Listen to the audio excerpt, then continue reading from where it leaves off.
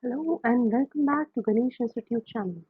So in today's video, what we are going to discuss is the circular flow of economics. So let's see if we have four factors of production. Okay, let's begin with this thing. So you have four factors of production, right? What are they? So far we have discussed what is an economic activity in our previous videos, right? Now four factors of production are land, labor, capital, and entrepreneur, right? So, using these factors of production, we can generate cost and revenue. So, whenever there is an investment, there is a return on investment. So, we can see some circular flow in economics. Okay, let's take an example with two sector circular flow. What do you mean by this? So, let's see. We know that for an economic activity to be taken place, we need households and farms, right? So, how does this circular flow of economic activities take place in between these two? So, firms hire households, right? People from households, and these firms provide salaries, correct? Now, with these salaries, what happened? And also, firms can provide households all those factors like factor payments in the form of residence, like rent, wages, interest, profit, correct? So, in return, firms get labor, correct? Now, with this salary part, what household people can do, they can buy goods and services. And when they buy goods and services from these firms, they pay what? Payment for for goods and services, correct?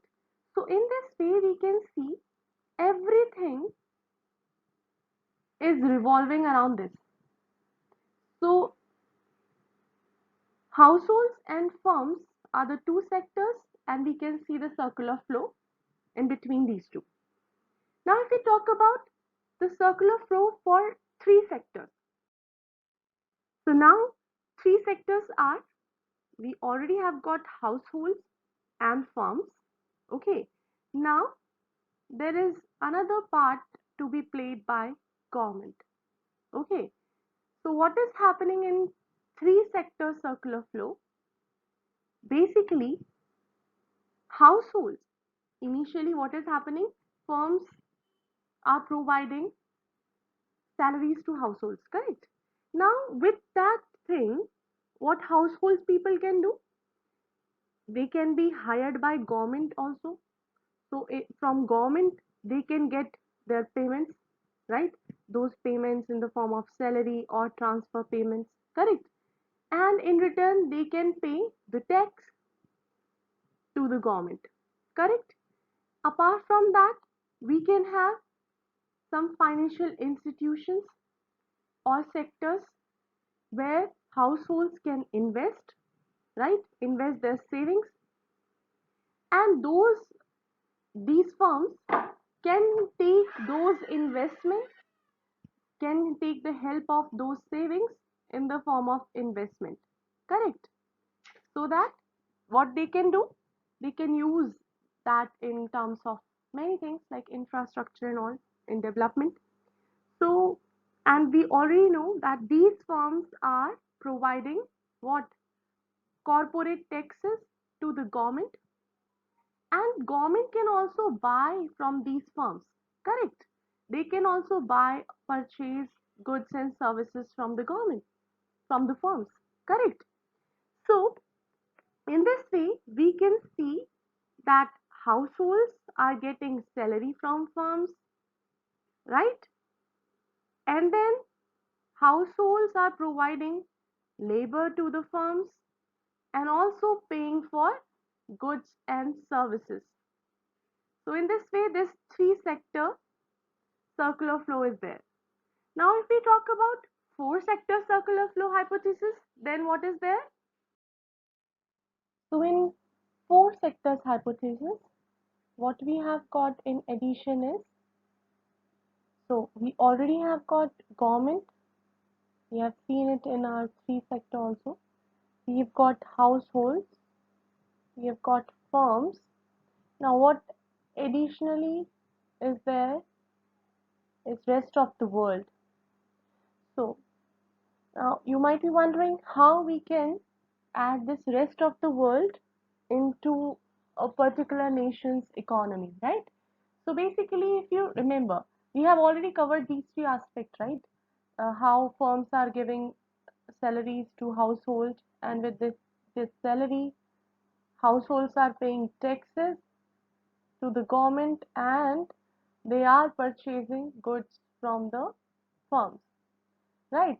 Now, from rest of the world, what is there is like, if you see, we have in rest of the world some World Bank or Asian Development Bank like institutions which provide help to the government, correct? Which ultimately is going to help firms. Now, firms providing corporate taxes to the government, and in return government may provide them subsidies, right? They can buy any goods or services from firms, correct? Now if we talk about remittances, let's say if a particular person from one nation, let's say from India, goes to another nation, let's say Saudi Arabia or UK, so what happens ultimately, from rest of the world we are getting into our economy those payments, those remittances, correct? So in this way we are connected with the rest of the world. Okay, so this is the four sector hypothesis, and this is how it works when we can include different sectors. Okay, so and you can also add here financial institutions or capital markets, right? So household can submit their savings here, and what they can have, firms can borrow that for development or infrastructure purpose, right? From firms in rest of the world also, firms can transfer the payments, right? If we do some imports or something, correct? And from if we do export, then we can receive payments from the rest of the world. So this is how we are interconnected with each other, and economy works like this. Hope you have got an understanding of this topic, and if so, then don't forget to like, share, and subscribe my channel. Till my next video, take care of yourself. Bye bye.